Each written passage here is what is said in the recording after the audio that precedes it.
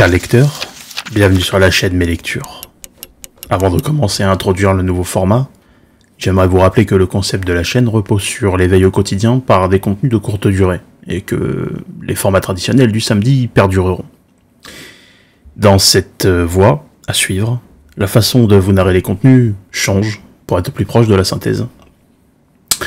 L'objectif, avoir au moins une fois par mois une série de petites vidéos d'une durée de 2 à 6 minutes, jour après jour, pendant une semaine, à horaire variable, de préférence le soir, vous récapitulant un chapitre. Sachez aussi que la chaîne va accueillir de temps en temps des quiz qui seront disponibles sur mon blog. Peu importe l'heure à laquelle vous m'écouterez, j'espère que mes lectures vous pousseront à lire et à consommer des œuvres pour que, à votre tour, vous puissiez avoir de réels arguments dans vos conversations. Je vous souhaite une bonne écoute. Chapitre 3e. Jour 3. L'exploration portugaise de l'Afrique et la préparation au Nouveau Monde. Comme l'indique Fernand Braudel, la traite négrière n'a pas été une invention de l'Europe. Il faut savoir que les premiers esclaves importés étaient par le commerce transsaharien avec la Muslim Connection, et la première brique d'accession au trône du commerce d'esclaves résidait dans le vieux trafic transsaharien. La traite occidentale fut plus courte, beaucoup plus courte et plus intense que les autres, mais aussi la plus documentée et la plus connue, ce qui fait que l'on en parle constamment, alors que par exemple en Arabie Saoudite aujourd'hui, on a encore des Indonésiens, enfin en tout cas des Asiatiques, qui viennent et qui se font esclavagiser. La traite occidentale s'est répandue majoritairement à partir du dernier tiers du XVIIe siècle par les mutations internes à celle-ci et au gigantisme du monde. Le point de départ n'est pas la France, comme certains, ou peut-être beaucoup, se plaisent à le critiquer, mais bien le Portugal, et cela est la conséquence, le corollaire d'une reconquista, achevée à partir de 1249 avec un désir d'émancipation de l'influence castillane. Ce pays est prêt à entrer dans la course au XVe siècle.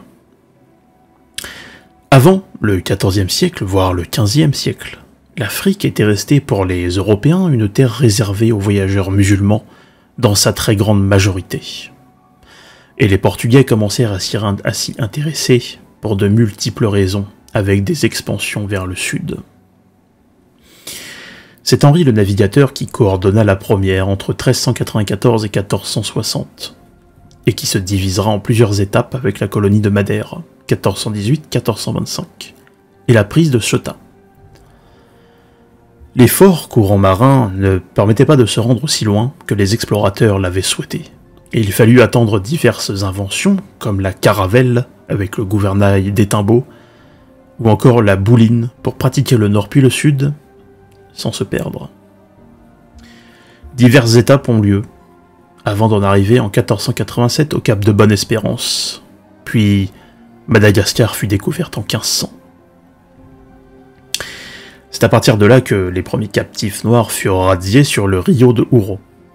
L'approbation du pape, et à ma grande surprise, était nécessaire et elle fut donnée, rien que ça, comme quoi l'Église et ses hommes n'ont pas toujours les mains propres.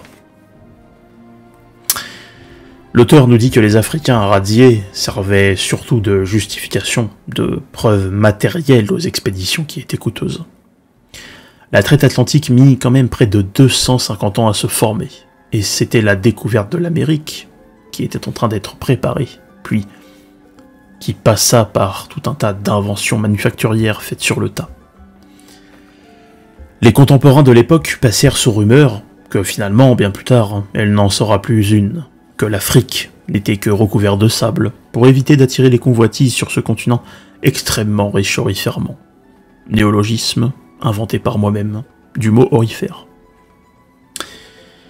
En somme, ce sont des Portugais, enfin les Portugais, qui ont largement contribué avec la Reconquista, c'est-à-dire la reconquête de l'Espagne chrétienne sur la colonisation musulmane, à la découverte et à la mise en place des cartes en vue d'explorer l'Afrique et le Nouveau Monde. Voilà, vous pouvez retrouver le résumé synthèse en lien avec la description dans la vidéo. Et moi personnellement je vous dis à demain pour un nouveau chapitre, et à bientôt sur mes lectures.